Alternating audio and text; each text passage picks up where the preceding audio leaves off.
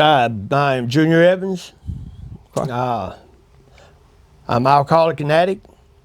My sobriety date is November the 6th, 2018.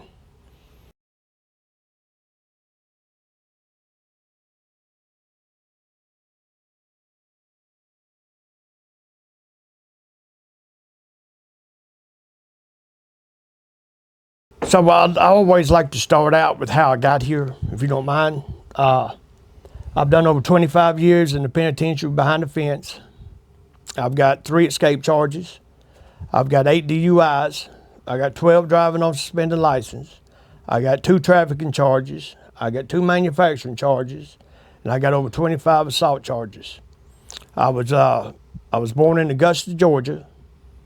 Was born pretty much without anything, buddy. We struggled all my life, man. I can remember the earliest time in my years that we lived in a trailer park all my life, so I was part of trailer park trash. You know what I mean? Those saying, well, trailer park trash, that's what I was all my life. We lived in a trailer park, and so mom and dad was alcoholics, right? So they fought all the time. So we had windows busted out all through my trailers all times. You know what I mean? In the summertime, we'd take the cardboard down off the windows where we could have our air conditioner. And when it got cold, we'd put them back up where we could have our heat. You know, and so we couldn't call the landlord and say, hey, come fix it, because they'd be like, okay, we know why they're busted, so we're not gonna fix them, right? So, and everybody in the trailer park was just about the same, man. I mean, when one would move out, we would go over and see what they had left behind, and maybe we could use it. So, you know, we didn't have nothing, man. It was, you know, Did mom and dad work or anything, Junior? Partially. They worked at a bar, and most of their money went to their tab. Okay. You know, so we didn't have a whole lot, because mom worked in the front part. It was a little grocery store like thing, and dad worked in the bar in the back, and they would spend just about all their money, man, in the bar. So how many of there were in the trailer? There was me and 4 of the girls, and mom and dad. So I was raised by sisters, and I'd much rather have been raised by brothers, because it was pretty rough, boy. They whooped my butt all the time, you know what I mean, up until I got old enough to where I wouldn't let them do it no more. You know what I mean? It was pretty rough. And with saying that, you know, I watched mom and dad fight all the time, you know, and I got caught up in that at a really young age, and then watching my sisters grow up, and I got to see how their boyfriends mistreated them. And that become part of my life as I was growing up. All the violence, all the mistreating women and all that. And I remember saying when I was young, man, I said, man, there was no way I'd ever put my hands on a woman after seeing the way my family was treated as I was growing up. And was really against it. When I was going through school, man, you know, it was so hard to get through school because I never fit in. Well, tell me about that. What was school like? It was not very good, because everything I had and owned was hand-me-downs. For that, yeah. So I never fit in. Everybody had nice things. I had nothing. Nobody wanted to hang out with me because I was trailer park trash. And it really made me hate school, because I never fit in. Nobody liked me, you know what I mean? I didn't get to go to no private school. You know what I mean? I had to go to the public school, where you had to pay, you know, you had to go in there and give them $1 for breakfast and $1 for lunch, and struggled with that, you know what I mean? So that made me hate school, made me hate it. You know? How long was school rough? Did you ever have a good time at school where you liked it, or, you know? So when we moved to Kentucky, when I was in Georgia, I failed kindergarten, I failed 2nd grade twice. So when we moved to Kentucky, I was in 5th grade, right? So I was the biggest kid in grade school in 5th grade, because I got set behind so much. So yeah, then I started liking it, because I could become the bully of the school. So when you say bully, what do you mean? I mean, that's when I would take their lunch money. You know what I mean? Well, I mean, you know, I learned how to be violent by watching my mom and dad. You know what I mean? And I learned by watching my sister's boyfriends just handle them all the time. You know what I mean? Become part of my life, and then just being mean come natural to me. It was the only way I could get attention, because nobody wanted me around, nobody liked me. You know what I mean? I never fit in, so the only way I could get attention for people to like me was I had to be the loudest one in the room, and I had to be the meanest one in the room. That way people would respect me and would want me around a little bit.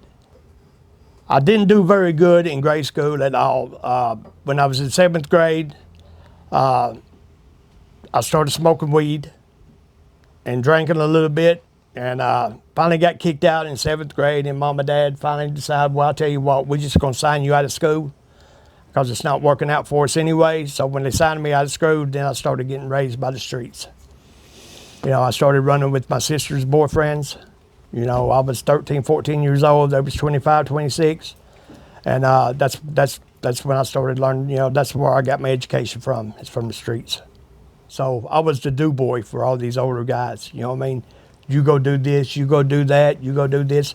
So I was okay with that because they welcomed me in.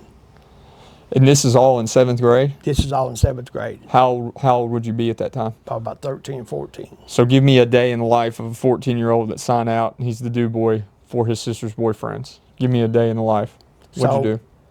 So if we was out drinking or something and partying, and somebody didn't pay them the money, they would ask me to go bust the windows out of the car, or they'd go catch a house on fire, or go beat them upside the head with a stick, or just whatever. That's what I did. Okay. I had that mentality at the age of 13 and 14 years old. It was just the violence in me that I grew up in, so that's how my life turned out to be. I want to say something also. You know, my mom and dad done the best what they could do with me. Mm-hmm. You know what I mean? They done the best they could do. I was just a hard kid to handle. My mom and dad loved me to death. They never put their hands on me, but they done all they could do, the best they could do. I was just a wild out kid, very wild. You know, I could never remember my dad ever telling me he loved me. Never remember ever telling me he loved me in my life. You know, I don't remember my dad throwing a football with me or a baseball with me. You know what I mean? So, you know, I was the wild one. My sisters moved out when I was real little, you know, and it was just me, mom, and dad. You know, and I guess by the time I was 15 or 16, man, I got married the first time at 16 years old. At 16? Yeah, she was 36. She had everything I wanted, buddy. She had a car, she had a truck, she had a house, she had a job, she had money, and she had a refrigerator full of beer. I loved her. You hear me? So I said, let's get married. And we did. It lasted about 3 months. She caught me in bed with another woman. Yeah. Well, another kid, because I was a kid. You know what I mean? So that's how that went. So you moved in with her? Yeah, man. It was a lifestyle, buddy. I loved it. You know, for about 3 months. And, you know, I was telling you that I hated the idea of the way my dad whooped my mama, and I hated the way my sister's boyfriends beat them up. So I beat her up, and she run me off. You know what I mean? So I turned out just like my dad. You know what I mean? But I was 10 times worse because it went on and on. That was the first woman I think I ever put my hands on, and I don't think I ever had one after that I didn't put my hands on. So, you know, after the first marriage was over, it wasn't long after that. I was about 16, 17. I caught my first felony when I was 18. I went to jail at 17. And they put me in the population with a big crowd because I had a mustache and a beard, and everybody thought, hell, he's 18 years old. So they put me in there. My mom and dad come and got me out, and they said, so I went to population at 17, thought I was a real man then. You know what I mean? Did some jail time. But I handled myself pretty good, though. I was pretty tough. My first felony was assault on a police officer. I done 5 years, and the judge told me don't worry about parole. I took a gun out of a cop's holster and I threw it at the lake, and woke up 3 days later in ICU, and then they put me in jail. And I done 60 months flat. My first rip. What was jail time like for you? Then it was pretty rough in my first time. I got my ass whooped got my butt whooped about about 2 days in there, and it was pretty ugly. I hated it for a while, but it become a lifestyle. It become my lifestyle. But it was ugly at first. I was 18 years old and I didn't know what to expect. But on down the road, it got real easy. How? Became a lifestyle to me, man. I mean, I spent more life in the penitentiary than I did on the streets. But my first time in penitentiary, you remember I was saying at the beginning that I had 3 escape charges. I lost my mom and dad when I was in prison, and I wasn't allowed to go to their funerals because I had the escape charges, so I wasn't allowed out. And that was a pretty tough part of my life back then.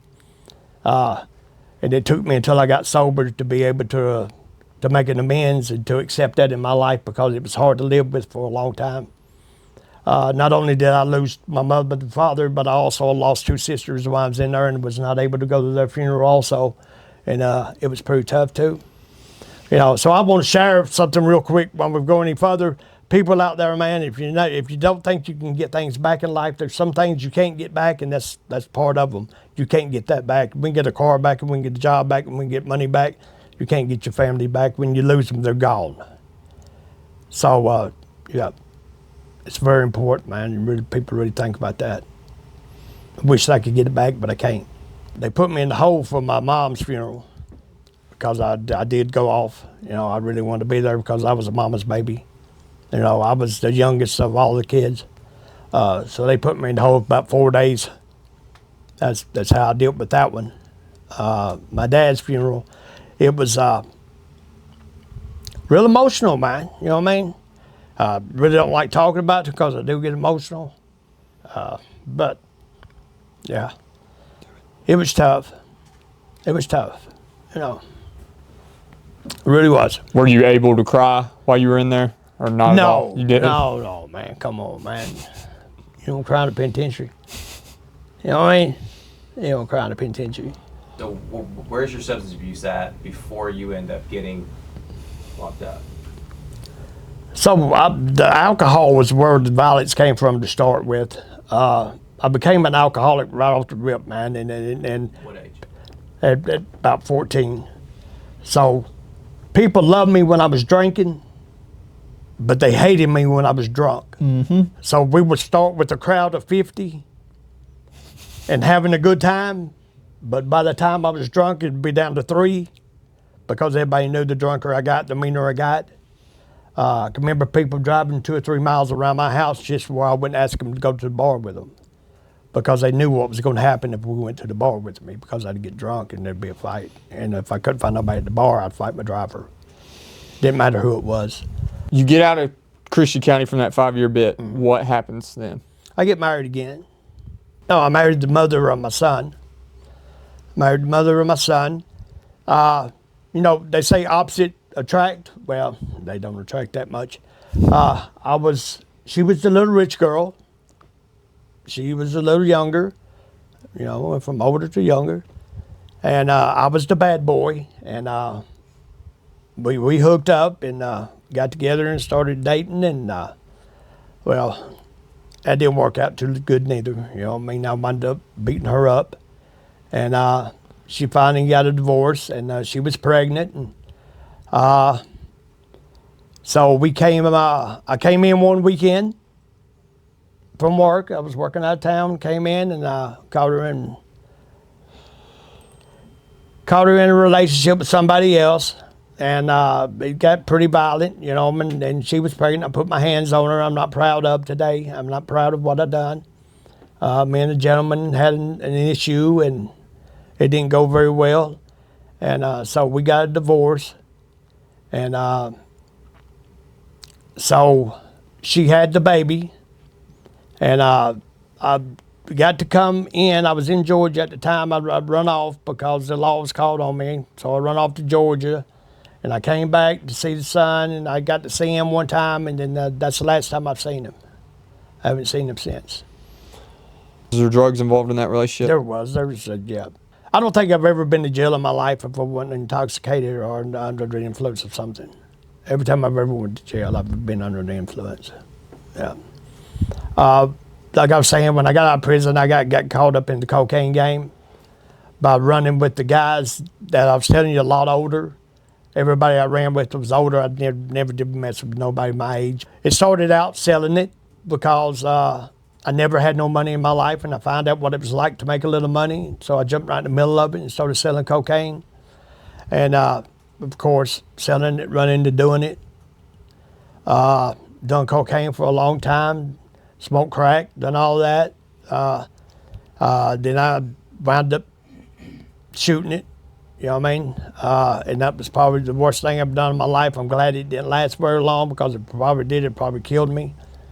I can remember a guy coming over one day, man, telling me, I was sitting there bagging up some cocaine, and he said, "Hey, Junior, look here, man, I got some of this stuff right here. It's some of the best stuff you ever done in the world. You can do it, stay up all night long. You can run wild. The women love it, and party."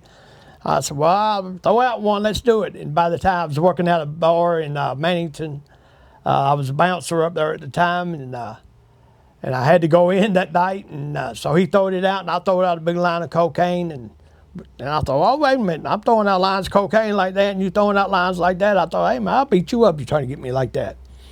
So we do it, and I done the line of cocaine, then we done the line. He had one there, and it burnt so bad, man, I was ready to beat him up because it hurt. I said, "Man, what have you gave me, poison?" And he said, "No, it's methamphetamines." Whew, boy, it lit me up.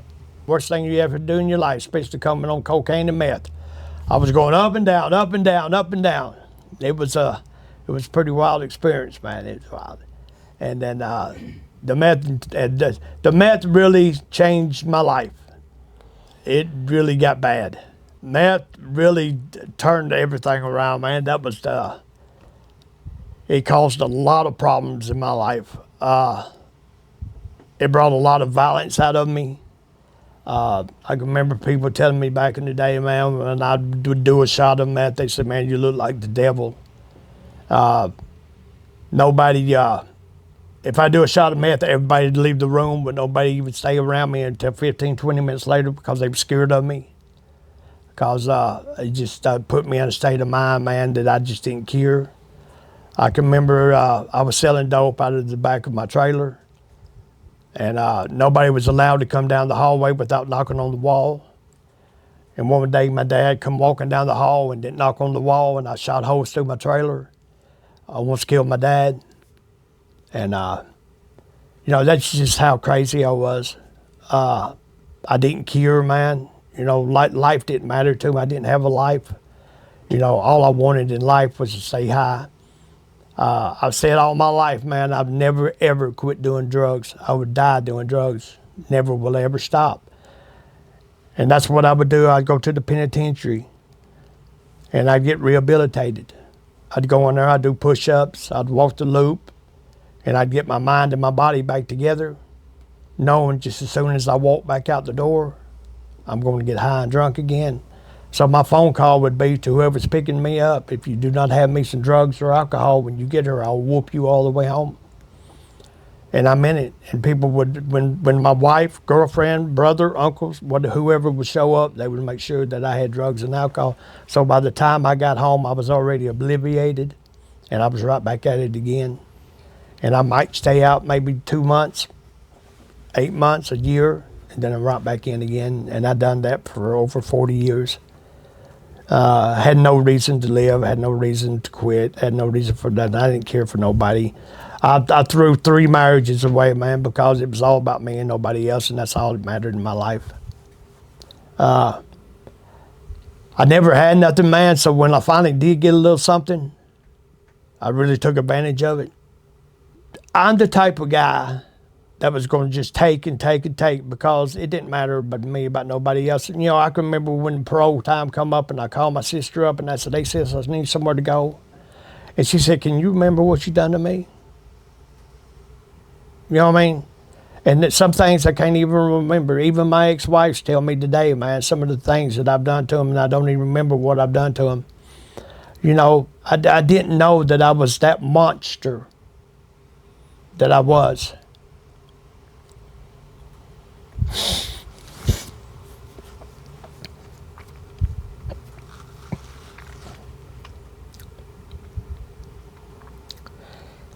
I didn't know I was that violent.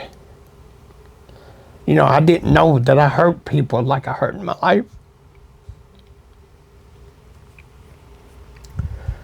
You know, I have harmed so many people in my life today. You know, and didn't think there was ever going to be a way out. I thought I was caught up in that cycle for the rest of my life. You know, and I just gave up. I didn't care. You know, I didn't care if I lived or died. I kept asking God, why do you keep making me suffer like this? You know, why do I got to keep living like this? You know, and I just didn't think I was going to ever find a way out. You know, and I've tried to make amends to everybody in my life that I've harmed today. Some have accepted it, and some's not going to. And I understand that today. I understand that. My son will probably never speak to me. And I understand that. Because of what I done to his mother. I'm okay with that today. You know, people say they want their kids to grow up and be like them. God, I am so grateful today that mine didn't grow up to be like me.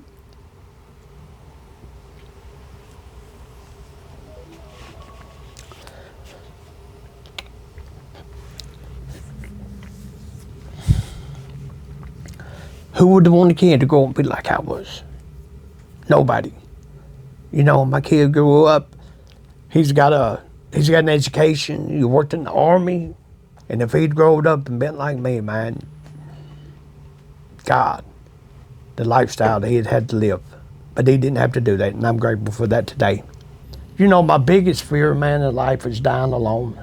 And I guess all through my life, I worried about I was just going to die alone because I just didn't have nobody, because everybody didn't want to be around me because of the way I treated them.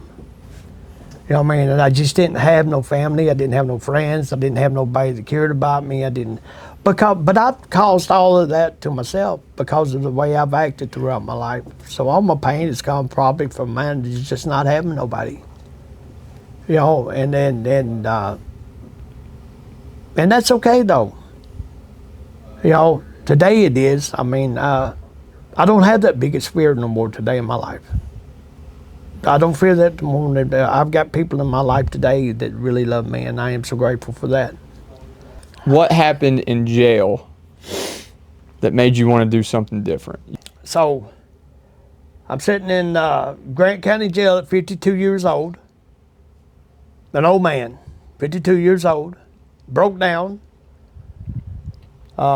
disabled, can't even do a push-up, can't rehabilitate myself, can't get my life back like I did when I was young, you know what I mean? Going through a SOAR program, you know, then went through a SAP program, going through a SOAR program, man, and I remember him coming up to me and saying, hey, it's almost time for parole. You need to make some arrangements. So I get on the phone, I make some phone calls, and I call my sister up and I said, hey sis, I'm fixing to make parole. Think I can come home? She laughed at me. She said, you have lost your mind. I said, why is that? She said, well, do you remember what you have done to me? And I'm like, well, no, not really. I mean, and then she starts naming off stuff. You know, she said, you remember stealing my car? You remember stealing the money out of my purse? You remember pawning everything in my garage? You remember slapping me? My own sister. And I was like, shit. She said, well, hell no. And I said, okay, I get that. So I called my wife up and I said, hey, I need to make parole. And she says, I got me a boyfriend. I said, hell, I don't care. I just want to make parole. I'll sleep on the couch. And I meant that. You know what I mean? I'm okay with that. I mean, I was all right with that. She said, no.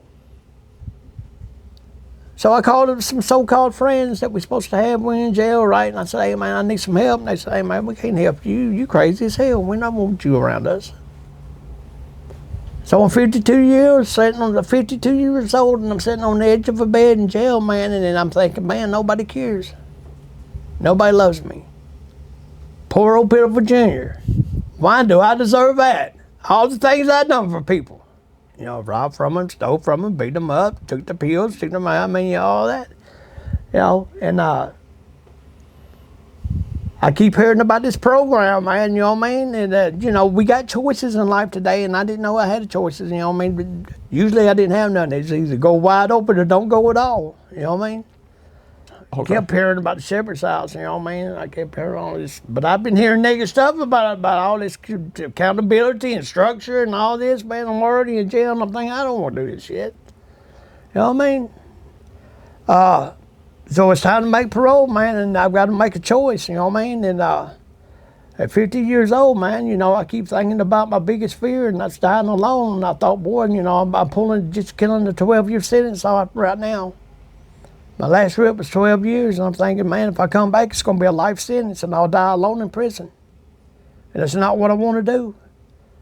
So I make a decision to try out the shepherd's house, man. So I remember walking through the door at the shepherd's house, and they telling me I had to do 90 meetings in 90 days. I had to clean baseboards. I had to get a sponsor. I had to clean toilets. I had to get a home group, and I had to do it. I said, well, y'all crazy as hell. I'm not doing all that. But I hang around, man, and I remember about 2 days in the program, they telling me if I don't get a sponsor, they're going to kick me out, man. And I can remember when I'm sitting at the table and this young man walks in the door and his face is mutilated. His face is rough, right? Looks like somebody's hit him. And I'm sitting in the corner kind of making fun of him. Thinking, man, that guy ain't never had a woman. I bet he ain't got no friends. I bet he ain't got a job. I bet he ain't got nothing in his life. And this kid gets up and gives his lead, man. And I'm thinking, hey, I could trick him into being my sponsor, man. You know, penitentiary mentality I got going on inside my head because I sort of know in life. And after the meeting, I asked him to be my sponsor, and he said, well, yeah, call me for 7 days. So I called him for 7 days, man, and come to find out, man, it's this kid changed my life. This kid, he gave me a new reason to live. You know, he told me, he said, Junior, you hate everybody, don't you? I said, I hate everything about everybody, man. I said, I don't even want to be around nobody. He said, if you'll give me a chance, man, he said, I will love you back to life. He said, I will love you till you can love yourself again. Thought, oh, hell no, I'm not doing it. What the hell's wrong with this kid, man? He's crazy. Come to find out, man, this kid was a miracle to me, you know what I mean? He was heaven sent. You know, God sent him to me for a reason. He got me through the 12 steps of Alcoholics Anonymous. He taught me how to love myself again, and he taught me how to love people again. And he was my sponsor for 3 years, and he passed away on me, man. He had a surgery done to try to get his face fixed because he couldn't chew food without it falling out of his mouth. And he had a surgery, and they put him to sleep, and he didn't wake back up, 36 years old. And let me tell you the amazing part of that, man. I went to this guy's wake, man, and when I went to his wake, there was over 600 people at his wake. And I can remember what I thought when I met him. When I thought that he didn't have no friends. And the lives that this man's touched was amazing to me when I walked in that funeral home that day and seeing all them people. It just amazed me. And I remember walking out the door, man, and I passed this gentleman, and he said, Junior, he said, he left a legacy behind, didn't he? And I said, yeah. And he said, now it's yours to carry on. And that meant the world to me, man. That changed my whole perspective of life when that man told me that. You know what I mean? And I knew from that day forward that I had to take everything that my sponsor taught me and the love that he shared with me and the everything he showed me and taught me. I knew that I had to take that and continue it. And that's what I tried to do today. Take me through Shepherd's House. Shepherd's House was very, very structured, and they held me accountable every day, and that's what I needed in my life because I never had it. The people there was amazing, man. When I first got there, they showed me how to get around. You know, I remember I couldn't walk back and forth to the meetings. People would actually come and give me rides, man, and help me get back and forth. I'd been there 2 or 3 months, man, and I wasn't able to pay rent. And I thought, oh, Lord, they're going to kick me out. But let me tell you, the Shepherd's House don't kick you to the curb, man, unless you're just not doing what you're supposed to. I can remember going upstairs and talking to Jared, and Jared telling me, and he said, Junior, he said, we ain't going to kick you out. I said, Jared, I said, I think I'm getting something out of this. I don't want to give up. And he said, well, I'll tell you what. He said, you think you can sit behind a desk and answer a telephone? And he said, we'll cover your rent with that. So instead of kicking me out, man, they gave me an opportunity, something I've never deserved before in my life because of the way I acted and the way I treated people. And he gave me an opportunity, man, and he set me behind the desk. And he still tells me today I was the ugliest secretary he ever had. But he's got some pretty ugly ones right now. But he gave me an opportunity, man, and that's what the Shepherd's House does, man. And from that opportunity, I've grown. And they just keep giving, man. You know, they just keep giving back. I am blood in, blood out, man. With the Shepherd's House, I mean, it's gave me a new life to live. It's given me more opportunities than I've ever thought I deserved in my life. You know what I mean? It's opened doors for me every time I turn around. You know, I go to meetings today, man, and you know, there's probably 75, 80 people in there, man. And today I'd shake everybody's hand. I walk around, shake everybody's hand, hug their neck, tell them I love them, ask them how their day's going. And that's because of the Shepherd's House. I never would have got introduced to these. They made me go to AA meetings. They made me go. They made me get that sponsor that I had to have. They made me do that. They made me do the 90 meetings in 90 days. They made me clean them toilets. They made me do all that. Today, now I get to do it. Because the Shepherd's House, I get to do it today. Now I want to do it. And if I wouldn't have went through the Shepherd's House and they made me do all them things, I wouldn't be where I'm at today. So they've opened doors for me, man. That's amazing. I got my family back in my life today, man. Got hundreds of friends in my life today. The biggest fear I had, the Shepherd's House took that away from me because I got a family there today. The Shepherd's House is my family. Everybody in it. I've got more in my life today in 7 years than I've had in 52. And it's because of the Shepherd's House. I was trying to get my disability started, and I was having trouble getting it started. I can remember them calling me, the lady calling me up one day, and she said, Junior, you need to come over here and let me talk to you about your disability. So I went over there and come to find out, I was working part-time for the Shepherd's House. So they was paying me part-time, so they was going to keep it underneath the budget where I could still get my disability. So she called me over there, I go over there, and she said, well, the Shepherd's House are paying you $100 too much a year, so you can't get your disability. And I was okay with that. I said, okay, you know, because I enjoyed working for the Shepherd's House, right? So I'm riding around, and Jared's happened to be at the warehouse that day, and I drive by there, and I thought, well, I'm just going to stop in and tell Jared about what's going on, because I always communicate with him, because me and Jared become pretty good friends, even though he's my boss. So I walk in, and I'm telling them the story, and he said, what? And I said, yeah, it's $100 too much. He said, hold on for a minute. So he gets on the telephone, and he calls HR, and he tells HR, he says, give Junior $10,000 a year more on his check. And I'm sitting there thinking, wow.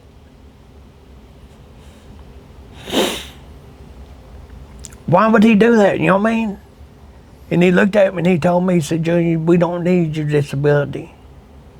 He said, I'm going to give you $10,000 extra on your check a year. He said, because I need you to continue doing what you're doing. He said, I need you.